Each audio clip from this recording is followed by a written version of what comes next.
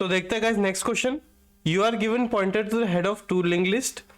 Compare the data in nodes of link list to check if they are equal. If all the attributes are equal and the list are the same length, return 1, otherwise return 0। Example दिया है 1 2 3 पहली node है, list है, sorry दूसरी list है 1 2 3 4। ठीक है, तो ये दोनों अनइक्वल है क्योंकि लेंथ सेम नहीं है, इसमें फोर्थ एलिमेंट है नहीं।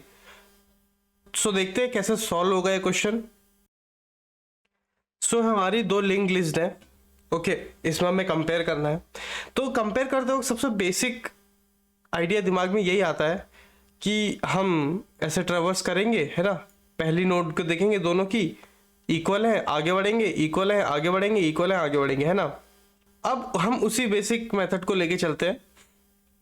तो यहाँ पे सबसे पहले हमने कंपेयर किया पहली दो नोड्स को, है ना। दोनों की पहली नोड को हमने कंपेयर किया, ये दोनों इक्वल है, आगे बढ़े, इक्वल है। तो बेसिकली ये कब अनइक्वल होंगे, है ना, जब इन दोनों का जो डेटा होगा a dot data not equals to b dot data, है ना। जैसी ये कंडीशन ट्रू होगी उसका मतलब क्या होगा, तुरंत कि ये दोनों अनइक्वल है ना। ये मतलब होगा सीधा। और दूसरी चीज कि अगर लेंथ इक्वल नहीं है, जैसे कि इसमें 3 ही नोड्स हैं, इसमें 4 नोड्स हैं, अगर लेंथ इक्वल नहीं है तब भी वो अनइक्वल है ना। तो उसके लिए क्या सीन है, ये तो पहली कंडीशन होगी ना इक्वल होने की, ठीक है। दूसरी कंडीशन क्या है ना इक्वल होने की, कि दोनों को एग्जिस्ट करना पड़ेगा। ऐसा नहीं होना चाहिए कि ए की नोड एग्जिस्ट करती है और दूसरे की नोड एग्जिस्ट नहीं करती है, या बी की नोड एग्जिस्ट करती है और ए की नोड एग्जिस्ट नहीं करती है, ऐसा नहीं होना चाहिए। तो वो भी कंडीशन है एक, है ना। अगर वो ऐसा होगा तब अनइक्वल हो जाएंगी। तो ना इक्वल होने के दो कंडीशंस है, एक ये a dot data not equals to b dot data, दूसरा कि अगर a एग्जिस्ट करता है और b नहीं एग्जिस्ट करता, या b a एग्जिस्ट नहीं करता और b एग्जिस्ट करता है, ये कंडीशन है, मतलब ये दो कंडीशन है ना। तो एक बेसिक हम लूप लगाएंगे, ठीक है, ट्रेवर्स करेंगे सारे उसको, और जैसे ही ये कंडीशन सेटिस्फाई होगी गलती से भी, है ना, ये और है बीच में इन दोनों के, जैसे ही ये कंडीशन सेटिस्फाई होगी, इन दोनों में से कोई भी एक कंडीशन सेटिस्फाई होगी, तो हम रिटर्न कर देंगे सिंपल 0। रिटर्न 0 का क्या मतलब है कि लिस्ट इक्वल नहीं है, ठीक है। और अगर ये कंडीशन सेटिस्फाई नहीं होती, बाई चांस नॉर्मली चलता जाता है ना, जैसे यहाँ पे भी 4 है तो यहाँ पे भी 4 है, तो इस केस में ये सीन हो जाएगा, है ना। अब हमें वो भी लिखना पड़ेगा ना कि इक्वल है तब क्या कंडीशन होगी। अब इक्वल है तब क्या कंडीशन होगी कि दोनों नोड खत्म हो चुकी हैं, दोनों में कुछ एग्जिस्ट ही नहीं करता। यानी कि अगर not A and not B होगा, not A and not B मतलब दोनों ही एग्जिस्ट नहीं करते, तब रिटर्न 1 कर दो। रिटर्न 1 कर दो, क्यों, क्योंकि दोनों खत्म हो चुकी है ना भाई, ट्रेवर्सल पूरा हो चुका है।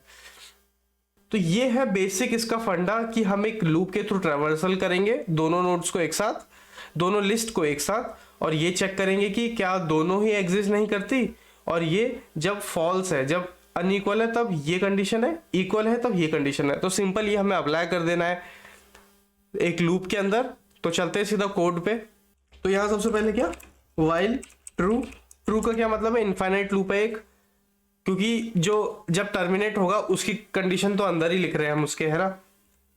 तो यहाँ पे सबसे पहले हमें चेक करना है कि दोनों एग्जिस्ट करते हैं कि नहीं, है ना। अगर दोनों नहीं एग्जिस्ट करते हैं तो सिंपल रिटर्न कर दो एक कि वो दोनों इक्वल नोड्स हैं, रिटर्न 1, ठीक है। अब दूसरी क्या कंडीशन में चेक करनी है कि दोनों एग्जिस्ट करते हैं कि नहीं, मतलब इनमें से ऐसा ना हो कि कोई एक ही एग्जिस्ट करते, तब हमारी इक्वल नहीं होगी, है ना। तो bool head A not equals to bool head B. अब ये मैं समझाता हूं क्या चीज है। सो ये कंडीशन मैंने क्यों लिखी है यहाँ पे, है ना, bool head A not equals to bool head B. ये पता लगाने के लिए है कि कहीं ऐसा ना हो कि सिर्फ एक एग्जिस्ट करता है ना, या तो हेड ए एग्जिस्ट करता है या तो हेड बी एग्जिस्ट करता है, दोनों नहीं एग्जिस्ट करते। ठीक है, ये तब के लिए लिखा है मैंने। बूल क्या करता है, बूल जो फंक्शन होता है वो ट्रू या फॉल्स वैल्यू रिटर्न करता है कि अगर हेड ए एग्जिस्ट करेगा तो वो ट्रू वैल्यू रिटर्न करेगा, अगर हेड ए एग्जिस्ट नहीं करता तो ये फॉल्स वैल्यू रिटर्न करेगा। ठीक है, सेम बी के लिए भी है।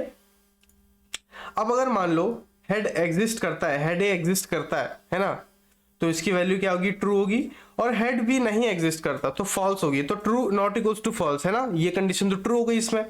तो उस केस में क्या होगा, हाँ भाई कि ये इक्वल नहीं है ना, दोनों को एग्जिस्ट होना पड़ेगा इक्वल होने के लिए। ये तो हो गया इसका ट्रू और फॉल्स का, मतलब ये होगा कि दोनों में से कोई एक ही एग्जिस्ट करेगा तब। अब बाय चांस मान लो कि दोनों वैल्यू एग्जिस्ट करती हैं बट वो दोनों वैल्यू सेम नहीं है, तो भी तो हमारी जो लिस्ट इक्वल नहीं है। तो वही कंडीशन ये थी डेटा वाली है ना, तो यही हम लिख देंगे यहाँ पे। और A dot head A dot data not equals to head B dot data. ये दोनों कंडीशन जो है ये क्या चेक करेंगे कि वो जो लिस्ट हैं वो इक्वल नहीं है। ठीक है, तो यहाँ पे हम कर देंगे रिटर्न 0।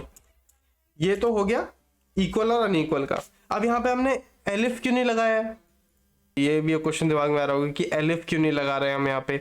एलिफ इसलिए नहीं लगा रहे हैं क्योंकि जब ये कंडीशन चलेगी ना, ये रिटर्न 1 कर रही है, तो ऑटोमेटिकली जब रिटर्न लगा रहता है तो उसका मतलब होता है वो कंप्लीटली इस फंक्शन की वैल्यू रिटर्न कर रहा है, तो उस केस में ऑटोमेटिकली सेकंड वैल्यू नहीं चलती है। ठीक है, इसीलिए हमने एलिफ नहीं लगाया या एल्स नहीं लगाया। उसके बाद हम यहाँ पे जब सब कुछ नॉर्मली स्मूथ चल रहा है ना, डेटा भी अनइक्वल नहीं है, ये कंडीशन भी फॉल्स हो रही है, ये कंडीशन भी फॉल्स हो रही है क्योंकि दोनों एग्जिस्ट करते हैं ना, और ये कंडीशन भी फॉल्स हो रही है कि दोनों ही एग्जिस्ट नहीं करते, तो उस केस में क्या करना है, सिंपल इन दोनों को नेक्स्ट पे चेक करना है।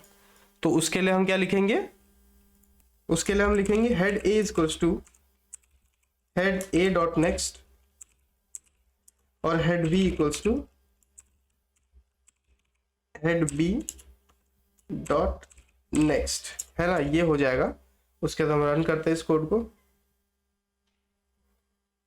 दोनों सैंपल केस में बढ़िया चल रहा है, सबमिट करेंगे और चल रहा है बढ़िया। सो होप सो कि गाइस समझ में आया हो, बड़ा सिंपल है ये क्वेश्चन। तो मिलते हैं अगली वीडियो में, और सब्सक्राइब कर लीजिए चैनल को ताकि और अपडेट्स मिलती रहें क्वेश्चन आंसर से रिलेटेड या प्रोग्रामिंग से related. Take care guys, bye bye.